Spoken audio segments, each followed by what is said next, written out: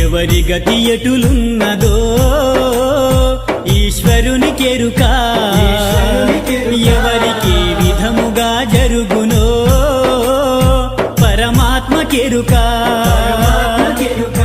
ఎవరి గతి ఎటులున్నదో ఈశ్వరునికెరుక ఎవరికి విధముగా జరుగునో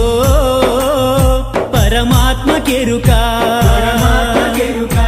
ఎవరి స్థితి ఎటులున్నదో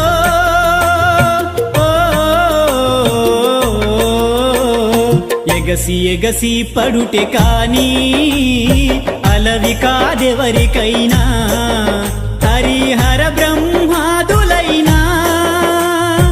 అనుభవించక తీరదు